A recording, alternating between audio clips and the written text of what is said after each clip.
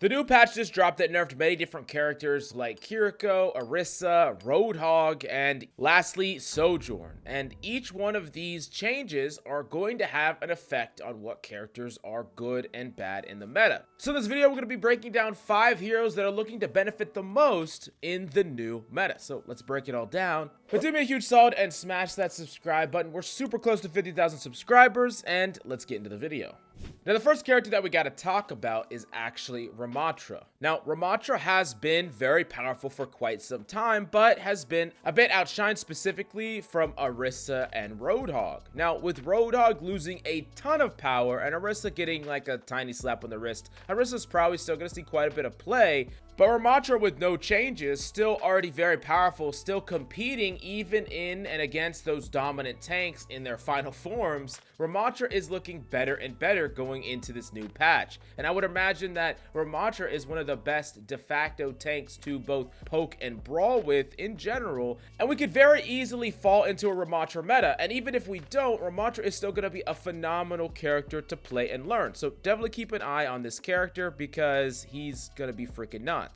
Now, the next character that we definitely got to talk about is Ashe. Well, Sojourn is still going to be very, very strong. They really didn't nerf Sojourn all that much, so Sojourn with the pocket is still going to be good. But another character that is getting better by comparison is Ashe. Ashe has always fought for the pick rate with Sojourn oftentimes for that pocket, and Ashe has just kind of been a bit worse, although still very, very strong. But every small change that we're getting to Sojourn, every time we get more and more changes to Sojourn, Ashe becomes more and more appealing. And Ashe is also in that happy medium where she's not incredibly hard to get like a minimum amount of value with, as opposed to Widowmaker, where you need a certain prerequisite of skill to get just about any value with her. And Ashe can be just a great character to climb with all the way from the low ranks to the high ranks in this new meta. Now, the next character that we got to talk about is a character that is actually going up even more, even though she was already doing pretty well, is Ana.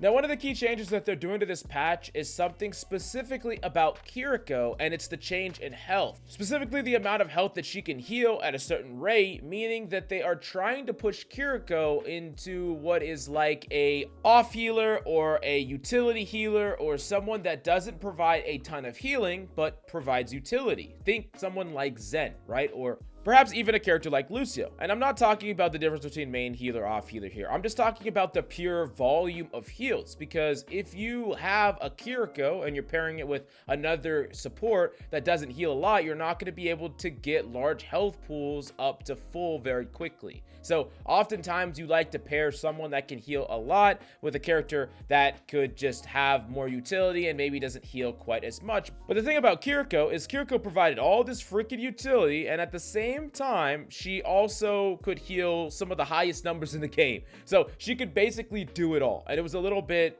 broken. I mean, honestly, it was pretty broken. Now, instead of nerfing things like Suzu and Teleport, they are pushing Kiriko into this direction so that she's not as ubiquitous in the comps that she could be played in, and you're going to have to pick and choose a lot of the compositions that actually coordinate well together on the supporting side, rather than just slapping Kiriko with any freaking other support. Like, if you have a Kiriko and then you just get a pocketed DPS, let's say a pocketed Sojourn by a Mercy, all of a sudden your tank is like dying. Like your Orisa is like, where's my heals? Where the hell is it? So that's a really, really big deal. And I think that because of all these shifts, we're going to see a lot more Ana. I know that this is kind of convoluted to get to Ana, but Ana is going to be a character that not only has a good matchup up against characters like Ramattra, because you can actually sleep Ramattra's ultimate and anti-nade is still very powerful, but with less Kiriko potentially being played, I could see a lot of Ana freaking Lucio and Ana other supports that we'll talk about in a bit. And I think Ana is going to be the character that is actually going to linchpin a lot of these compositions together, and then the other bit of utility that you see is going to be slapped on top of that. You want something like speed,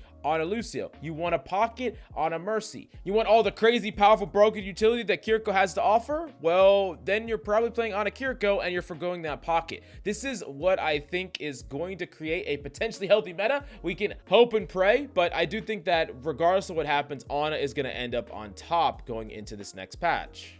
Now, the next character that I think you really need to have your eye on, because I think this is going to be probably one of the most powerful new characters going into this new patch and has the chance of changing the entire meta, and it's Winston. Winston has had metas at the very beginning, right? And Winston is still played in the Korean meta. We've talked about this in a previous video, but especially with Roadhog losing a lot of his threatening one-tap potential, and we're seeing a decrease in healing with characters like Kiriko and just slightly lowering of the power level of several other characters, Winston is primed to just break this meta wide open. Winston has a fantastic Orisa matchup, and on top of that, he has a pretty good Ramattra matchup as well. And I think that Winston can really press a lot of high ground DPS, very good at putting pressure on characters like Ana and Mercy, and Winston has the potential to be the next most powerful thing to be doing. A dive composition, perhaps with one long-range DPS and one character like a Tracer and a Winston coordinating together with dives. And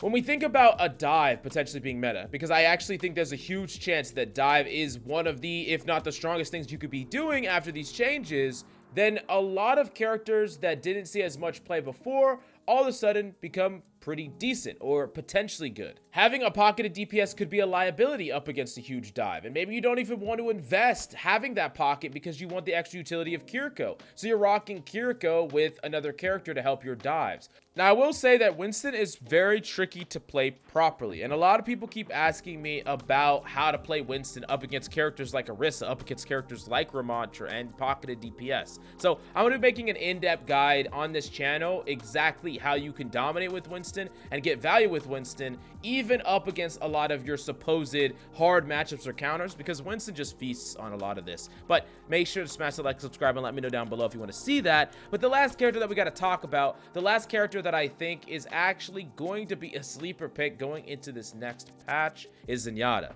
Now, I know it's going to be a bit harder to fit Zenyatta in, especially when it's going to be hard at times to play both Zenyatta and Kiriko, because there's not going to be a huge output of heals, but especially in a dive composition, you could probably get away with it a bit more than in a poke composition. Like if you're trying to enable an Orisa or you're trying to enable a Ramattra, oftentimes you're going to need more ways to keep them up and sustained rather than just putting a Harmony Orb on them and calling it a day, right? But in a dive composition with a Winston, you can get away with it a bit. You know, a Winston doesn't need to be healed right back to full because oftentimes he's completely in or completely out of a fight. So you can heal him back to full when he's completely out, and then you can not heal him and use your utility to help enable him. Like imagine discording a target, jumping on it with Winston, and having Kiriko come with you to add extra pressure and damage with a Tracer, and you can just see things just start getting deleted, right? But in addition to that, I think that Zenyatta is actually good in these poke wars. Fantastic to put a discord on a Ramattra. Ramattras freaking hate that. One of the few ways you're going to be able to kill them.